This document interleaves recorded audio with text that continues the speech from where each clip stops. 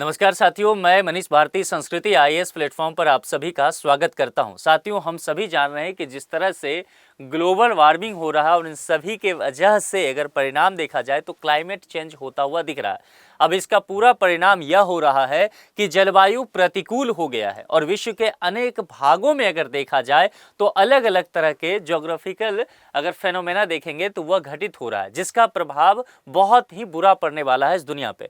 अब कहा गया है कि जैसे 3-4 साल पहले इस बात को लेकर के चर्चा चला था और उस वक्त भी बम साइक्लोन देखने को मिला था, एक बार फिर से बम साइक्लोन की चेतावनी बताई गई है। पोलर वॉर्टेक्स को लेकर के भी खतरनाक चेतावनी जारी किया गया। अब इसको हम समझेंगे कि यह कितना खतरनाक है और दूसरी बात, दुनिया के किन हिस्सों में अधिक सावधान होने की आवश्यकता है। देखिए, अगर हम बात किया जाए बम साइक्लोन को लेकर के तो अमेरिका का जो ईस्ट कोस्ट है वहां पर हाल ही में विंटर स्टॉर्म से उबरने की कोशिश कर रहे लोगों के बीच एक अत्यंत खतरनाक मौसम प्रणाली विकसित होने की चेतावनी जारी किया गया है। यानी कि पहले ही विंटर स्टॉर्म उन्हें देखने को मिला। विंटर स्टॉर्म क्या होता है, कहने का मतलब मोटे तौर पे समझिए कि बहुत अधिक ठंडी होना, बहुत अधिक टेम्परेचर गिर जाना, बर्फबारी बहुत ज्यादा होना, इन सब चीजों से उबर ही रहे थे कि अचानक से बम साइक्लोन की चेतावनी जारी किया गया है और कहा गया है कि इस बार जो ये बम साइक्लोन होने वाला है इसके परिणाम बहुत ही खतरनाक हो सकते हैं।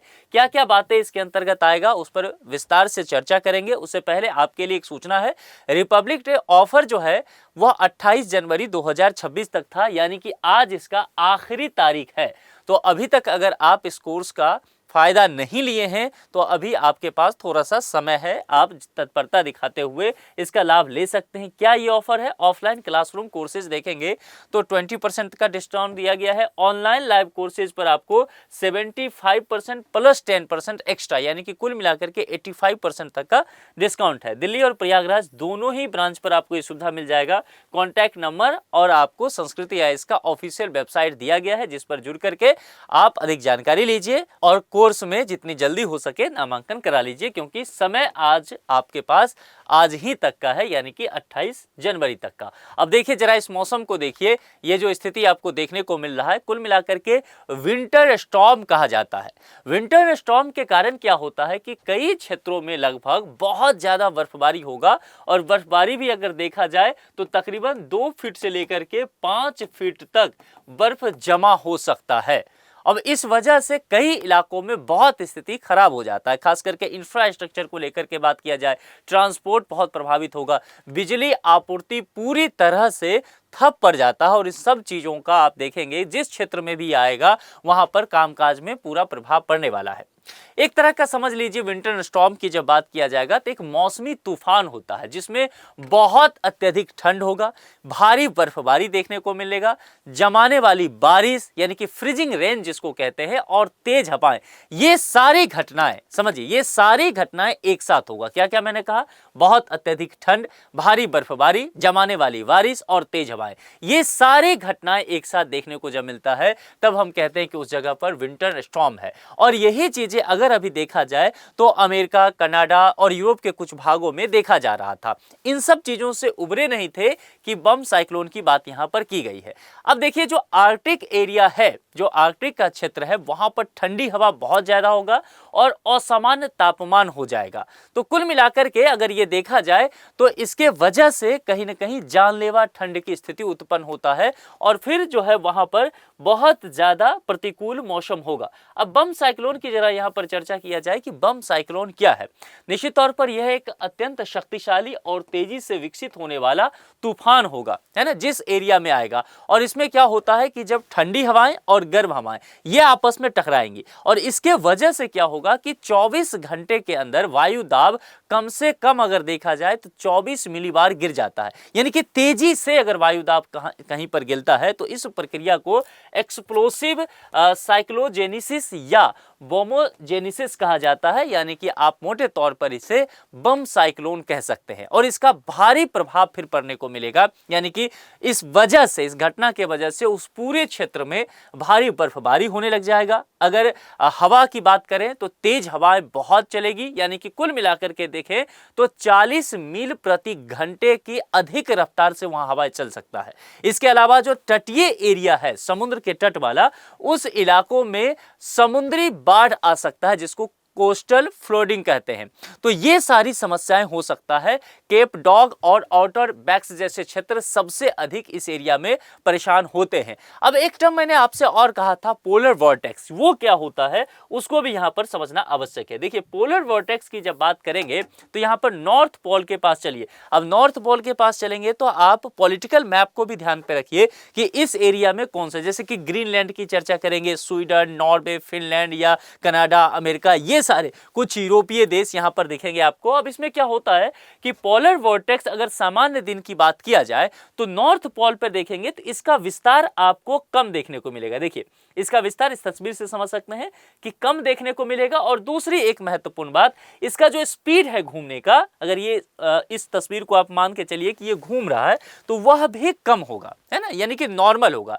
लेकिन अगर टेम्परेचर जो बढ़ जाएगा, अगर मान लेते हैं कि टेम्परेचर काफी बढ़ता है, उस स्थिति में फिर नॉर्थ पोल पर क्या एक्टिविटी में चेंज होगा। सबसे पहली बात कि जो यहां पर इसका जो ये पोलर वॉर्टेक्स है, जो यहां पर इसका देखिए लेंथ, और यहां पर ये वृद्धि आपको देखने को मिलेगा। और वृद्धि होते हुए देखिए अमेरिका के कुछ क्षेत्रों, इसके अलावा यूरोप तक ये पहुंचेगा। और दूसरी बात, जो इसका स्पीड होगा वह बहुत ज्यादा तेज हो जाएगा।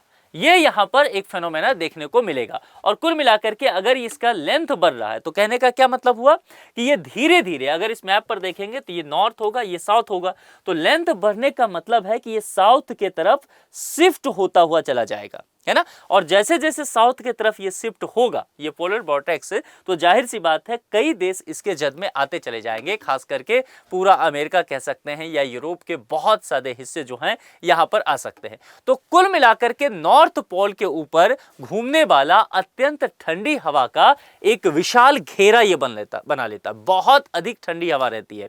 और अगर देखा जाए तो ये पूरे वर्ष वहां पर मौजूद रहता है, लेकिन सर्दियों में कमजोर पड़ने पर आर्कटिक ठंड जो है वह दक्षिण की ओर यहां पर यह फैलने लगेगा। और पोलर वॉर्टेक्स के क्या दुष्परिणाम होंगे। सबसे पहली बात कि टेम्परेचर जो है, टेम्परेचर बहुत गिरेगा, यानी कि कड़ाके की ठंड होने वाली है, तापमान बहुत कम होगा। अब अगर ऐसा होता है तो क्या होगा, बर्फीला तूफान आएगा, सड़कों और बिजली लाइनों पर खतरनाक बर्फ जमेगा, सामान्य जनजीवन पूरी तरह से ठप होने की बात की जाती है।